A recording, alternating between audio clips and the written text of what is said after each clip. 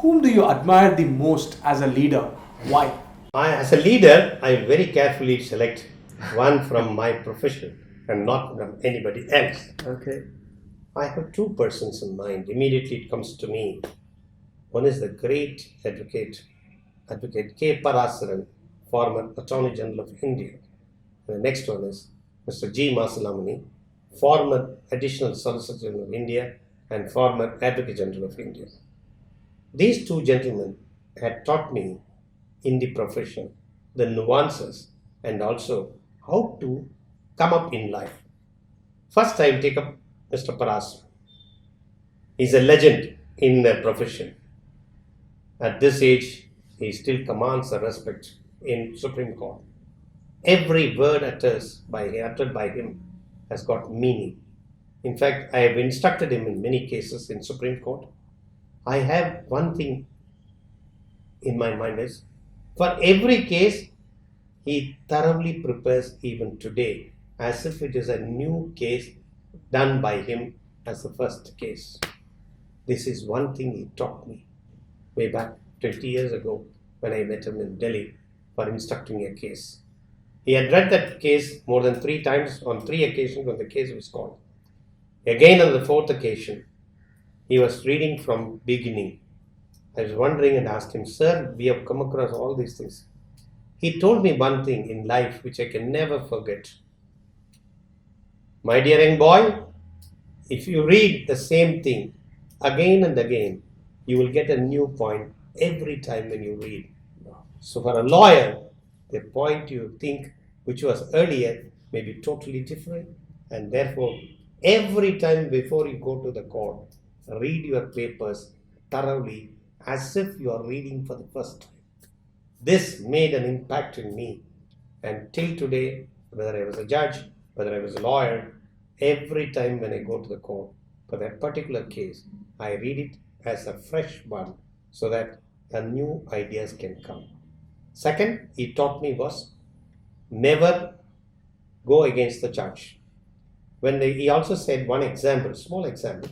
He said the judge there in the particular court was uttering a pronunciation of a particular word in a wrong manner. When the same was done by his junior, he was correcting him. When he was there in the court, he repeated the word as the same as he done by the court judge. Then the junior asked him, "Sir, he is making a wrong pronunciation, you are also saying." Never say no to the court.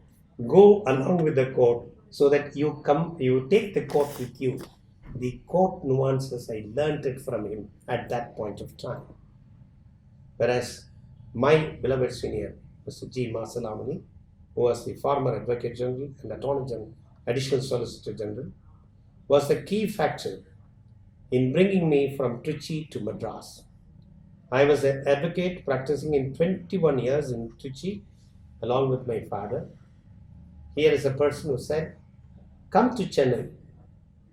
Your ability will change. You will see a new horizon. But one thing is certain. All it requires is hard work, and hard work. Nothing else." This he inculcated in me. We used to work together when he was the Advocate General, when he was the Additional Solicitor General, whether it was a case for Ashish, who has a big company. He will sit and discuss a case till 11:30, 12 o'clock in the night in office. So my people in the house will say, "Sir, Daddy, you are going for the conference with G. Masalamani. Good morning," they will say, not good night, because they know I'll come early morning only. After finishing the entire case, I used to drop in myself, who lives nearby. Before getting in from the car, he will still discuss another half an hour. And those times we didn't have our cell phone, our computers, nothing. He will say, "Rajendran, to do one thing. Morning, you find out another point which he will say at 6:30 and 7 o'clock, 6:30, there will be a call. Have you looked into that?" Before that, he would have looked into that aspect and say, "I have seen that, please look into AIR 1969, Madras page 42. This is a theory which he had made me to understand that work alone makes a matter.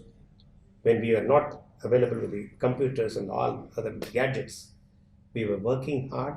The hard work, which always pays, was inculcated by these two gentlemen, whom I always revere as my leader, as my guru, as my everything in the profession.